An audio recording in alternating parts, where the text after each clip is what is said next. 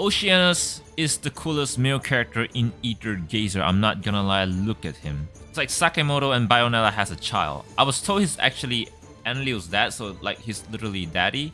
Top it off, he's water element, so he's like very wet already. Olympus faction, and also Tracer's type.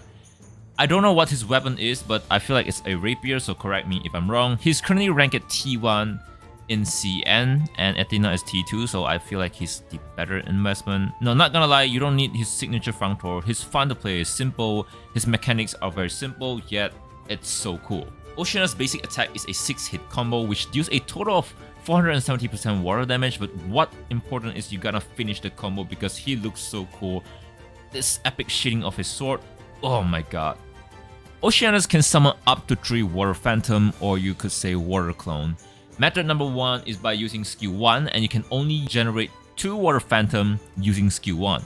Method number 2 is his dodge attack. It has to be a combination of dodging and attacking, so basically after dodging you have to follow up with basic attack so that you can do this judgment cut. These Water Phantom only last for 6 seconds if you don't use them, meaning that if you stay stagnant they will disappear after 6 seconds, but if you keep triggering something here and there doing basic attack, they're gonna stay on the field.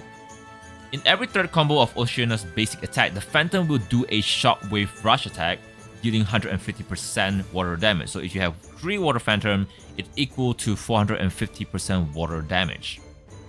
Meaning that if you don't have a single Water Phantom, it's better to do a 6-hit combo to do a total of 470%, but if you do, you're gonna try to do 3-hit combo and then cancel animation by dodging and then do another 3-hit. Skill 1 is a dash attack that deals 655% water damage. Like we said, it will create 1 Water Phantom, but upon summoning the Water Phantom, it will deal a diversion damage of 225% water damage. The skill has a cooldown of 6 seconds, so you gotta wait another 6 seconds in order to summon another Water Phantom. So here's where most of the damage can be dealt. If you have 3 Water Phantom, every time you use skill 1 again, auto Water Phantom will deal its own diversion damage. A total of 3 Water Phantom will help you deal 675% water damage. So upon successfully triggering skill 1, Oceanus will also gain a trace, and yes, this is the only way for Oceanus to gain traces. Skill 2, skill 3 basic attack is not gonna give you any traces.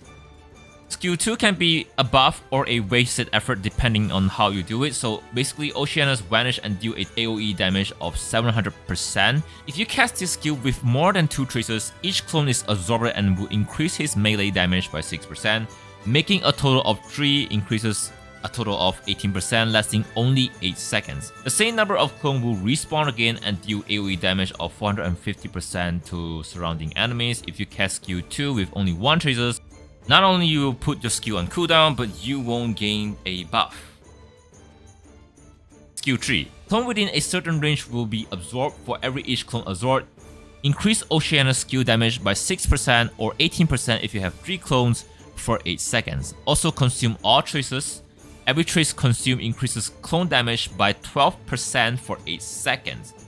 And you have a total of 4 traces, which is going to be insanely high for 8 seconds. So of course it consumes your clone as well, but you're gonna like build it up again, right, within that 8 seconds. Skill 3 single-handedly deals a total damage of 1310% water damage. Every clone absorbed will also create a shadow to deal 935% damage to targeted enemies. So if you put 3, wow, the numbers with Oceanus is insane, but not insanely broken. Now we talked a little bit about his dodge just now, but let's break it down a little bit deeper. Like we mentioned, Oceanus dodge creates 1 water clone only. The other 2 must be created through skill 1. Dodging will also trigger the clone to do diversion attack. If player has a trace, successful dodge will also provide Oceanus with defense penetration buff 18% for 6 seconds. It's not a lot for 6 seconds, but it's better than nothing. Oceanus ultimate deals a decent amount of damage, but you have to cast it at best having 3 Water Phantom or 3 clones, because this will buff the entire team water damage by 6%. So if you have 3 clones, that's 18%. This makes having a DPS Leviathan or Gang Cheng in the future a pretty great team, or you can just slap any water element and then just Enlil with him, and he's actually doing great.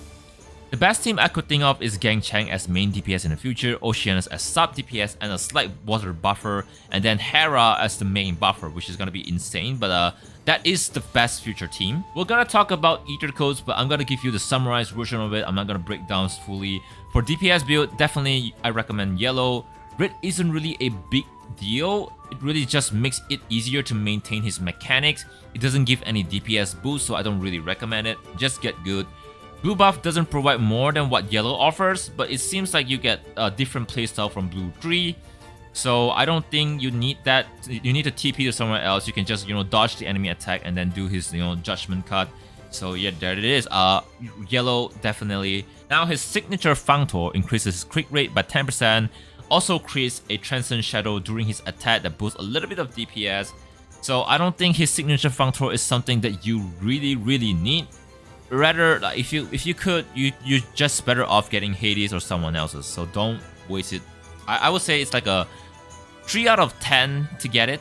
Now, Sigil recommendation is definitely Mermaid tier for more water damage and Decree of Wave for better Traces management.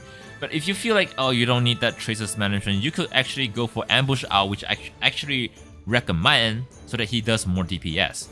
Now his warp is very simple, just like every other character for DPS. For 1 and 2, power up melee and the Executioner. 3 and 4, EM Flux and Telephasize Force Field. 1, if you're only using the yellow Aether Codes.